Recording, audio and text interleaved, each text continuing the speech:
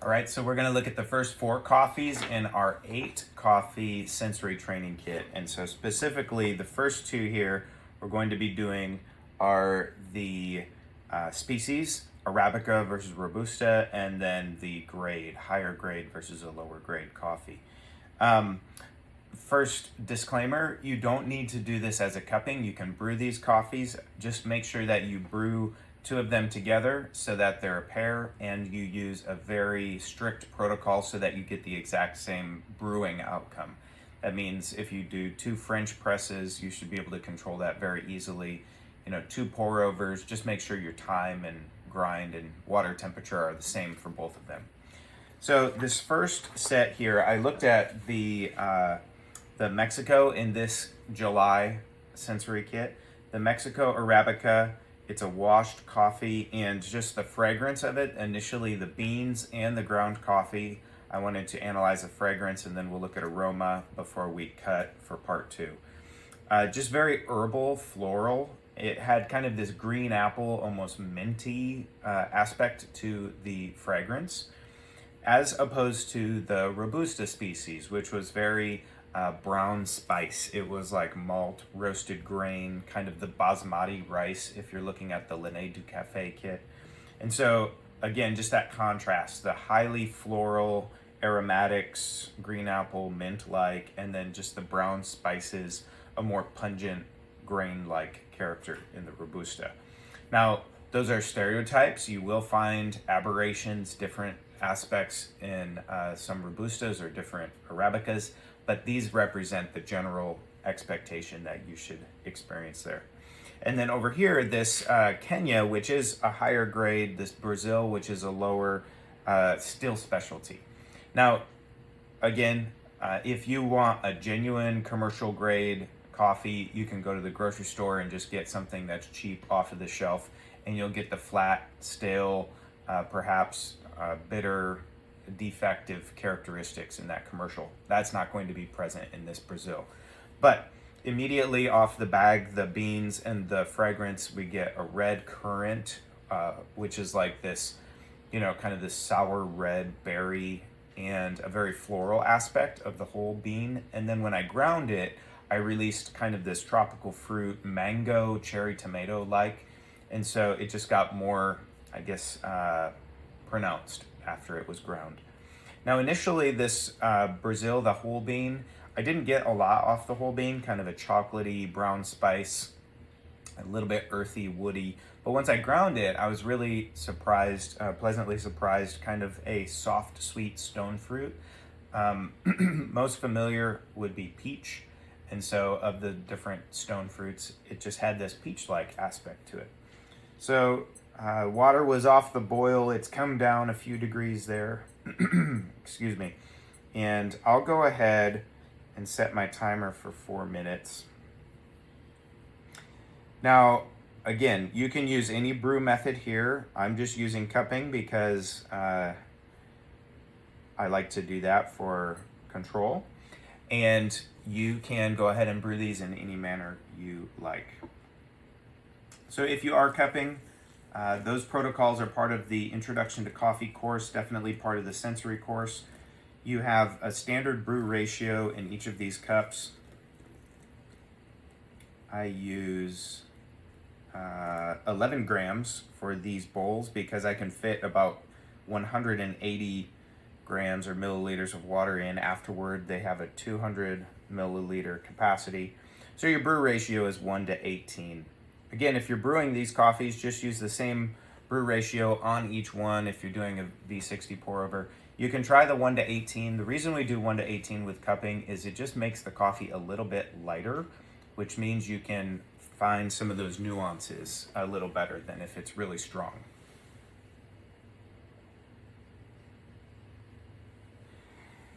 Yeah, again, just still very green, a positive green, like I said, kind of a floral, minty, herbal.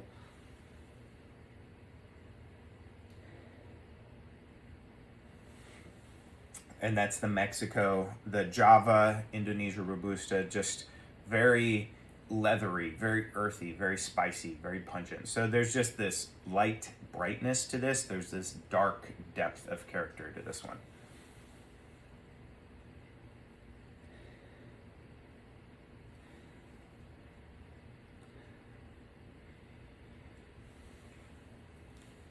The Kenyan coffee, the Kenyan is just kind of dynamic and fruity, lots of different layers, complex in the aroma. The Brazil is just more simple, chocolatey, and that's not a bad thing. But again, that's just an aspect of complexity in a cup will help you score higher on the specialty grading form and on your scale.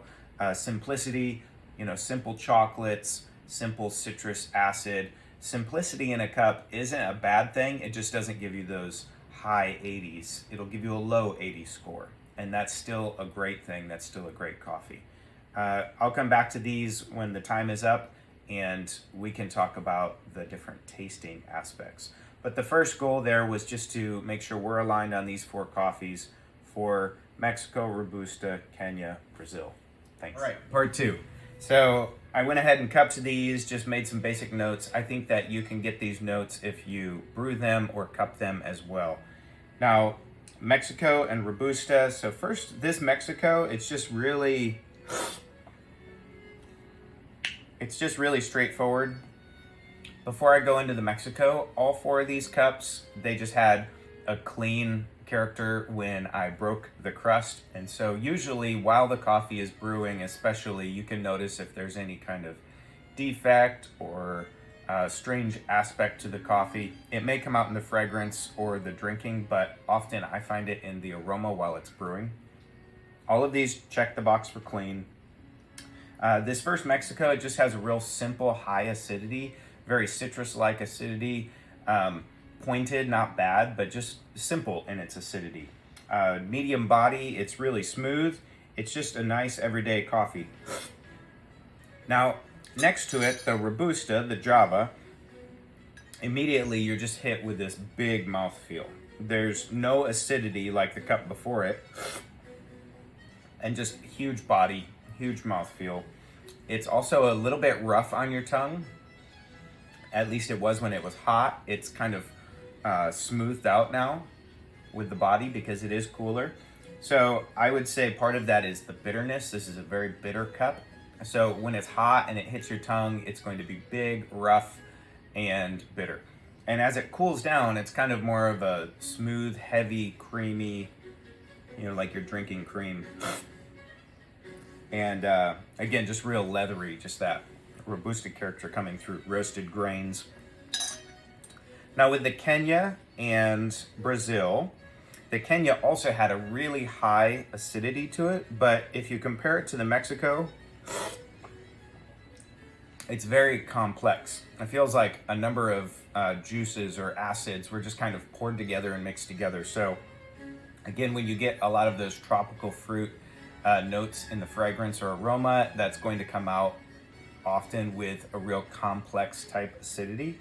It's very high. You've got big body, big mouthfeel. It is also kind of bitter. It has this grapefruit, dried lemon, citrus rind character to it. And so just that lingering aspect. There's a reason some people love Kenyan coffees. There's a reason some people hate Kenyan coffees. They often have a really big character like this one does. Comparing it to the Brazil, this is not a bad coffee. It's just much more mellow, much more straightforward, much more simple.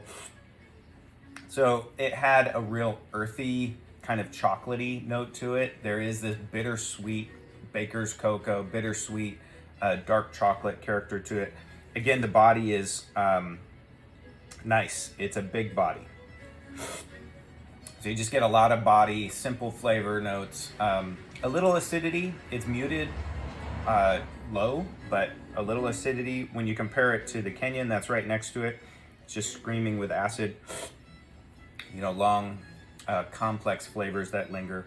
So these are the first 4 coffees in our set. We have the species comparing Arabica Robusta and the grades, comparing a really high grade complex coffee with a lower grade specialty simple coffee. And we'll see in part 2 for the other 4. All right, so this is part 2 for our July sensory tasting kit, training kit. Right now we're going to be looking at the processed and the roast level. So this is the 3rd and 4th of our pairings in this kit.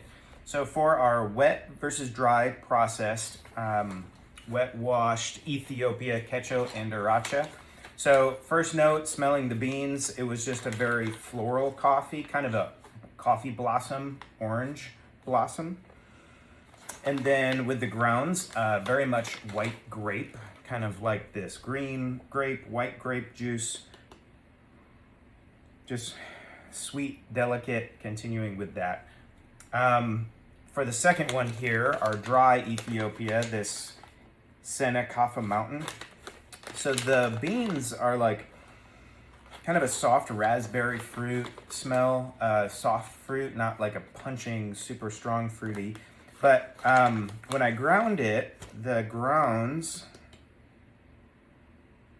while there was still that sweetness carrying through, very much a cereal grain-like, almost Quaker, undeveloped kind of coffee aspect came out of that. So that can be very common with different dry processed coffees or different harvest seasons. I do know that Ethiopia and Kenya friends have told me that some of the African coffees last year suffered from a lack of rain. So if you see a bunch of lighter colored beans amid the roast, that could be some of the lesser developed coffees. We'll see if it comes through in the cup. It may just dampen the attributes. For the roast level, we have both of these are the washed, wet process Colombia Alto Acidente, and we have a lighter roast and a darker roast. So the beans on this lighter roast are very chocolatey, but also herbal, kind of like green peppers and chocolate. Very odd combination, but not bad. And then the grounds have kind of an apple-like, the chocolate still carries through that roasty character. It's like roasted apple. And then the darker roast, it's not a dark roast, but it's like a medium dark. Had a real hazelnut, sweet vanilla in the bean, and then once ground, kind of like a dark cherry, and that roasty character comes out much more in the grounds. So I've got some water just off the boil here. I'm going to add that and come back in 4 minutes. Finishing up, we've got our processing pair and our roast pair. Now, final disclaimer, depending on when and how you brew these coffees, you may get slightly different notes. Don't be totally discouraged. And the goal of this is just as close as we can to replicate, to make sure that we're on the right track. So if you're smelling something totally different, then maybe you just need to calibrate or try another method. I have referred to the Lingered du Café. This is the 36 aroma vials. We occasionally have these for sale at sca.training, or you can find them at other stores. These are what help us to calibrate to the original flavor wheel and all of the expanded flavor wheels. So I've used several of the terms, and once you learn the families that are in here, it really helps you to pair those, and I'm going to make mention of that. So this first pairing, the processing, Ethiopia Quecho and Arabica washed versus the Ethiopia Canephora Mountain dry. Both of these coffees were nice. This first one, as I was drinking it, it still has a real bright acidity to it, character. It's got a medium light body, so the body is not very big on it. And then it's got this lingering kind of green tea-like astringency. So if you drink green tea or if you steep your tea too long, there's this mouth-drying kind of puckery. You get it from green apples or the skin of fruit sometimes, the skin of a cucumber. In comparison with the dry processed coffee, hey, did you want to say hi? I'm working. In comparison with the dry processed coffee,